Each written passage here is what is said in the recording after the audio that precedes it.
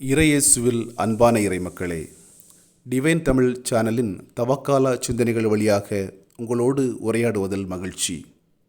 நம்முடைய வாழ்க்கை பயணம் முழுவதும் இறைவனுடைய வழிகாட்டுதல் தொடர்ந்து கொண்டிருக்கின்றது. அவருடைய உடனிருப்பை உணர்ந்து கொண்டு அவர் காட்டுகின்ற நல்வழியிலேயே நம்முடைய வாழ்க்கை பயணத்தை நாம் அமைத்து கொண்டு செல்வோம் என்றால் நம்முடைய வாழ்க்கை பயணம் இனிமையானதாக இருக்கும். மாறாக அவருடைய வழிகாட்டுதலின்று தவறி நம்முடைய தீய செயல்களினால் அவருடைய உடனிருப்பை உதாசீனப்படுத்தி நாம் பயணித்தோம் என்றால் அவர் விரும்புகின்ற மக்களினமாக அல்லாமல் தீய மக்களாக நாம் மாறிவிடுவோம். இந்த தவக்காலத்தில் இறைவனுடைய உடனிருப்பை உணர்ந்து கொண்டு நம்முடைய செயல்கள் மூலமாக அவருக்கு உகந்த மக்களினமாக நாம் மாற வழிவகை செய்வோம் என்ற சிந்தனையோடு இன்றைய இறைவார்த்தைக்கு செவிமடுப்போம். யோவான் நற்செய்தி 5ஆம் அதிகாரம் 17 முதல் 30 வரையுள்ள இறைவார்த்தைகள். அக்காலத்தில் இயேசு யூதர்களிடம், என் தந்தை இன்றும் செயலாற்றுகிறார், நானும் செயலாற்றுகிறேன் என்றார். இவ்வாறு அவர் ஓய்வு நாள் சட்டத்தை மீறியதோடு நில்லாமல் கடவுளை தம் சொந்த தந்தை என்று கூறி தம்மையே கடவுளுக்கு இணையாக்கியதால் யூதர் அவர்களை கொல்ல இன்னும் மிகுந்த முயற்சி செய்தார்கள். இயேசு அவர்களை பார்த்து கூறியது, மகன் தாமாக எதையும் செய்ய இயலாது. தந்தையிடம் தாம் காணும் செயல்களையே செய்ய இயலும். தந்தை செய்பவற்றை மகனும் அவ்வாறே செய்கிறார் என நான் உறுதியாக உங்களுக்கு சொல்கிறேன். தந்தை மகன் மேல் அன்பு கொண்டு தாம் செய்யும் அனைத்தையும் அவருக்கு காட்டுகிறார். இவற்றை விட பெரிய செயல்களையும் அவருக்கு காட்டுவார். நீங்களும் வியப்புறுவீர்கள். தந்தை இறந்தோரை எழுப்பி அவர்களை வாழ வைப்பது போல மகனும் தாம் விரும்பியவர்களை வாழ வைக்கிறார். தந்தை யாருக்கும் தீர்ப்பு அளிப்பதில்லை. தமக்கு எல்லாரும் மதிப்பு கொடுப்பது போல மகனுக்கும் மதிப்பு கொடுக்க வேண்டுமென தீர்ப்பு அளிக்கும் அதிகாரம் முழுவதையும் அவர் மகனுக்கு அளித்துள்ளார். மகனை மதியாதவர் அவரை அனுப்பிய தந்தையையும் மதிப்பது இல்லை. என் வார்த்தைகளை கேட்டு என்னை அனுப்பியவரை நம்புவோர் நிலைவாழ்வை கொண்டுள்ளனர். அவர்கள் தண்டனை தீர்ப்புக்கு உள்ளாக மாட்டார்கள். ஏற்கனவே சாவை கடந்து வாழ்வுக்கு வந்துவிட்டார்கள் என உறுதியாக உங்களுக்கு சொல்கிறேன். காலம் வருகிறது, ஏன் வந்தே விட்டது. அப்போது இறைமகனின் குரலை இறந்தோர் கேட்பர். அதை கேட்போர் வாழ்வர் என உறுதியாக உங்களுக்கு சொல்கிறேன். தந்தை தாம் வாழ்வின் ஊற்றாய் இருப்பது போல மகனும் வாழ்வின் ஊற்றாய் இருக்குமாறு செய்துள்ளார். அவர் மானிட மகனாய் இருப்பதால் தீர்ப்பு வழங்கும் அதிகாரத்தையும் தந்தை அவருக்கு அளித்துள்ளார். இது பற்றி நீங்கள் வியப்புற வேண்டாம். காலம் வருகிறது, அப்போது கல்லறைகளில் உள்ளோர் அனைவரும் அவரது குரலை கேட்டு வெளியே வருவர்.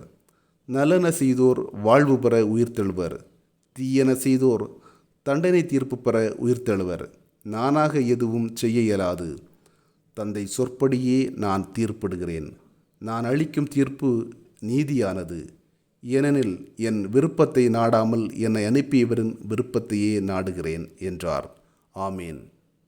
இறைமகன் இயேசுவில் அன்பான இறைமக்களே, நாம் நம்முடைய வாழ்க்கையில் அனைத்தையும் இழந்தாலும் இறைவனுடைய வார்த்தைகளின் துணை கொண்டு நம்முடைய வாழ்க்கை பயணத்தை அமைத்து கொண்டால் இறைவனுடைய பிரசன்னம், இறைவனுடைய அருளாசிர் நம்மீது என்றாவது ஒரு நாள் நிலைத்து நிற்கும் என்ற நம்பிக்கையை இன்றைய இறை வார்த்தைகள் மூலம் நாம் அறிந்து கொள்ள இயலும். இறைவன் ஒருவரே துணை, அவரே நம்முடைய நம்பிக்கை.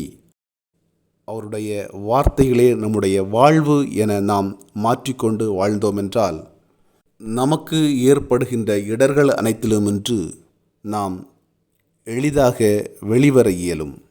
ஏனெனில் ஆண்டவர் இரக்கமும் கனிவும் உள்ளவர்.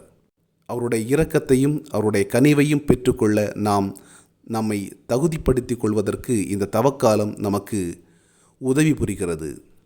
அவருடைய வார்த்தைகளை கேட்டு அவற்றை வாழ்வாக்கி வாழ்கின்ற மக்களினத்திற்கு தன்னுடைய அருங்கொடைகளை அவர் வழங்குகிறார். நாமும் நம்முடைய செயல்பாடுகளின் வழியாக அவருடைய அன்புக்கு உகந்த மக்களாக வாழ்வோம் என்ற சிந்தனையோடு தொடர்ந்து பயணிப்போம். ஆமீன். ஜெபிப்போம்.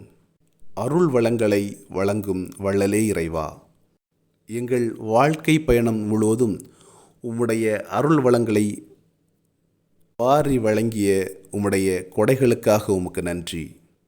உம்முடைய உடனிருப்பை உதாசீனப்படுத்தி உம்மை விட்டு பிரிந்து சென்ற தருணங்களுக்காக உம்மிடம் மனம் வருந்தி மன்னிப்பு கேட்கிறோம். உம்மீது கொண்டுள்ள நம்பிக்கையில் உறுதியாக இருந்தால் மட்டுமே உம்முடைய வார்த்தைகளுக்கு சான்று பகரும் மக்களினமாக நாங்கள் மாற இயலும் என்பதை நாங்கள் அறிந்துள்ளோம். உம்மீது கொண்டுள்ள நம்பிக்கையிலிருந்து நாங்கள் விலகாமல் வாழ்வதற்கு தேவையான ஞானத்தை எங்களுக்கு தாரும். எங்களிடையே பலவிதமான தேவைகளில் உழல்வோர் யாவரையும் உம்முடைய திருப்பாதத்தில் சமர்ப்பிக்கிறோம். அவர்களுடைய தனிப்பட்ட தேவைகள் என்ன என்பதை நீர் நன்றாக உணர்ந்து அறிந்து அந்த தேவைகளை அவர்கள் பூர்த்தி செய்ய வேண்டிய வழிமுறைகளில் அவர்கள் ஈடுபட வேண்டிய ஞானத்தையும் அறிவையும் ஆற்றலையும் அவர்களுக்கு தாரும். உம்மையே முழுவதுமாக நம்பி வந்த மக்களினம் எவற்றையும் நீர் கைவிடுவதில்லை என்பதை நாங்கள் பலமுறை அறிந்திருக்கின்றோம்.